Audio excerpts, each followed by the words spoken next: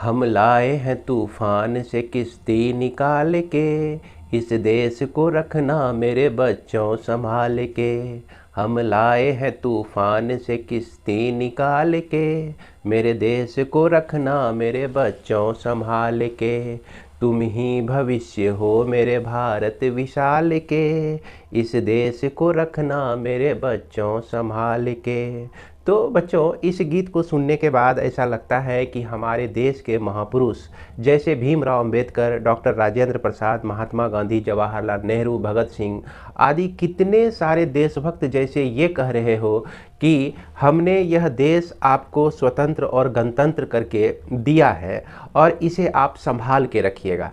अगर इसको एक उदाहरण से समझा जाए कि हमारे पूर्वज या हमारे पिता ही हमें कुछ धन दौलत देते हैं, जैसे घर देते हैं या फार्मिंग हाउस देते हैं या बहुत सारी संपत्ति दे के जाते हैं और ये कहते हैं कि इसको जो है संभाल के आप रखिएगा, तो हमारा फ़र्ज बनता है कि हमारा पैतृक संपत्ति जो भी है उसे हम संभाल के रखें और हम अपनी मेहनत से और इस पैतृक संपत्ति को और भी आगे बढ़ाएं। तो यहाँ इस गाने का अर्थ भी कुछ इसी तरह से है कि हमारे महापुरुषों ने हमें यह देश दिया, आज़ाद करके, बहुत मेहनत करके, बलिदान देकर आज़ाद किया, उसके बाद गणतंत्र भी किया, तो अब इसे हम लोग को आगे बढ़ाना है। अब यहाँ पर यह प्रश्न उठता है कि इस देश को आगे हम लोग कैसे बढ़ा सकते हैं। तो देश को आगे तभी बढ़ेगा, देश को आगे हम तभी बढ़ा हुआ समझ सकते हैं जबकि इस देश का हर एक नागरिक आगे बढ़े, पढ़े लिखे, शिक्षित हो और आपसी द्वेष जो है नहीं रहे। तभी हम अपने आप को आगे समझ सकते हैं और साथ ही साथ देश को भी आगे समझ सकते हैं। आज का दिन 26 जनवरी 2023 एक विशेष ही महत्व वाला दिन है, क्योंकि आज के दिन हम लोग जहां एक तरफ रिपब्लिक डे भी मना रहे हैं और वहीं दूसरी तरफ सरस्वती माँ की भी पूजा अर्चना कर रहे हैं और सरस्वती माँ से यह विनती करते हैं कि जो हमारा रिपब्लिक डे का एक सही अर्थ होता है उसे हम लोग उसको अचीव करने में माँ सरस्वती हम लोगों को कामयाबी दे। सबसे पहले ज्ञान की देवी माँ सरस्वती के चरण कमलों में मेरा कोटि कोटि नमन है एवं आप सभी देशवासियों को मेरी तरफ से गणतंत्र दिवस एवं बसंत पंचमी की हार्दिक शुभकामनाएं एवं बहुत बहुत बधाई। आज का दिन हम सभी के लिए बहुत ही पावन और शुभ है।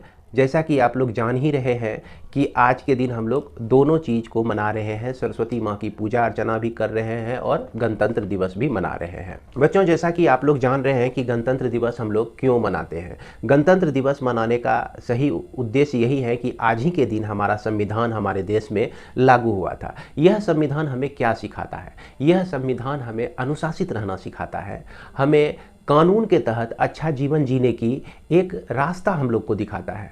और यह जो अनुशासन शब्द है, ये अनुशासन शब्द आपका घर से ही शुरू हो जाता है। अगर घर में अनुशासित आप हैं और आपके घर में एक लॉ एंड ऑर्डर है, अच्छी व्यवस्था है, तो आप निश्चित रूप से आगे बढ़ेंगे।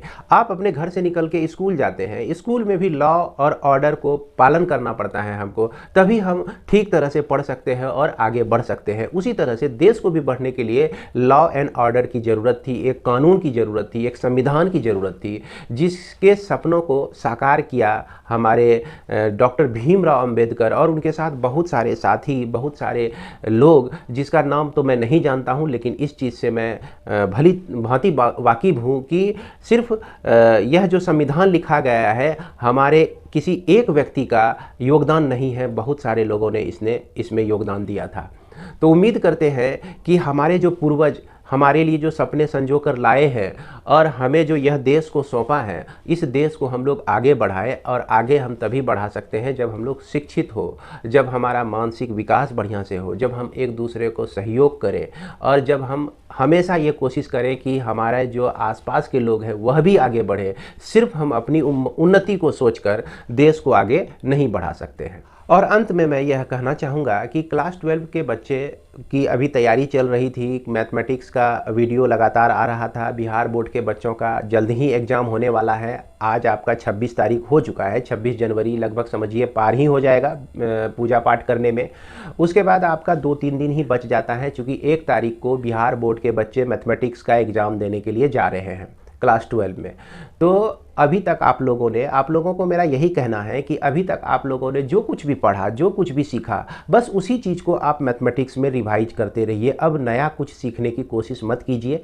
अगर आप नया सीखने की कोशिश करेंगे तो आप उलझ के रह जाएंगे, जो चीज़ को आप पढ़े हुए हैं उस चीज़ को भी भूल जाएंगे। इसीलिए सबसे बहुत ज़रूरी बात जो होती है कि जितना चीज़ आप पढ़े हैं उसको इस 3-4 दिन में पूरा आप रिवाइज कर लीजिए, तभी हमको लगता है अच्छा नंबर आपका आ सकता है। और एग्ज़ाम में आप लोग ध्यान दीजिएगा कि प्रायः यह बड़े लोग भी कहते हैं, हम लोग भी कह देते हैं कि जो आपको लगे कि यह क्वेश्चन 100% बन जाएगा उसे बना के ज़रूर आए, पहले बना लीजिए, फिर उसके बाद जो है थोड़ा सा डिफ़िकल्ट लेवल जो आपके हिसाब से होता है उसको नेक्स्ट में ट्राई कीजिए। और समय रहते ही अपना काम पूरा कीजिए। और समय के रहते अगर आप अपना काम पूरा कर लेते हैं और सारे क्वेश्चन का जवाब दे देते हैं तो यह आप ज़रूर कीजिए कि समय मिले तो उसका रिवीजन भी कर लीजिए। तो बच्चों, इसी के साथ आज आप लोगों को दोनों महापर्व की शुभकामना देते हुए, यानी कि गणतंत्र दिवस की शुभकामना और बसंत पंचमी की भी शुभकामना देते हुए मैं इस वीडियो को विराम देता हूं। और अंत में सिर्फ एक बात मैं कहना चाहूँगा कि आप लोग जहां भी रहें मेहनत करते रहें और आगे बढ़ते रहें, यही मैं ऊपर वाले से भी दुआ करता हूं। Best of luck. जय हिंद, जय भारत।